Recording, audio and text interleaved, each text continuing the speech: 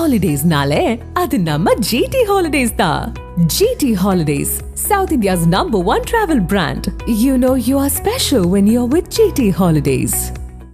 குடும்ப வழக்கை விசாரிக்க கூடாது என வக்கீல் கணேசனுக்கு மிரட்டல் விடுத்த நபரை கைது செய்ய வலியுறுத்தி நாமக்கல் எஸ்பி அலுவலகத்தை வழக்கறிஞர்கள் முற்றுகையிட்டனர்.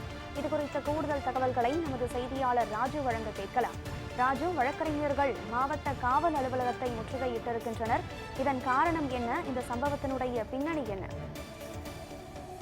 நாமக்கல் மாவட்டம் அருகே உள்ள கண்ணூர்பட்டியை சேர்ந்தவர் முருகானந்தம். இவரது மனைவி சங்கீதா. இவர்களுக்கு திருமணமாகி 5 மாதத்தில் ஒரு பெண் குழந்தை உள்ளது. இந்நிலையில் சங்கீதா மற்றும் அவரது கணவர் முருகானந்தத்திற்கு இடையே ஏற்பட்ட பிரச்சனை காரணமாக சங்கீதா விவாகரத்து கேட்டு வழக்கறிஞர் கணேசனை நாடியுள்ளார்.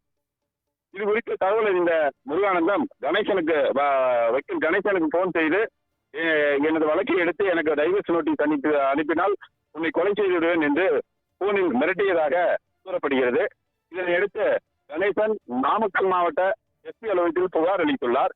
புகார் தொடர்பாக வழக்கு பதிவு செய்த போலீசார் கொலை மிரட்டல் எடுத்த முருகானந்தன் மீது எந்தவித நடவடிக்கையும் எடுக்கவில்லை என கூறி இன்று நாமக்கல் வழக்கறிஞர்கள் குற்றவியல் வழக்கறிஞர் சங்க தலைவர் ஐயாவு தலைமையில் வழக்கறிஞர்கள் நீதிமன்ற புறக்கணிப்பில் ஈடுபட்டு நீதிமன்றம் முன்பு ஆர்ப்பாட்டத்தில் ஈடுபட்டனர். இதனையடுத்து நாமக்கல் மாவட்ட எஸ்பி அலுவலகத்தில் வழக்கறிஞர்கள் சுமார் 100க்கும் மேற்பட்டோர் முற்றுகை போராட்டத்தில் ஈடுபட்டனர். இதனால் இங்கு பெரும் பரபரப்பு ஏற்பட்டது.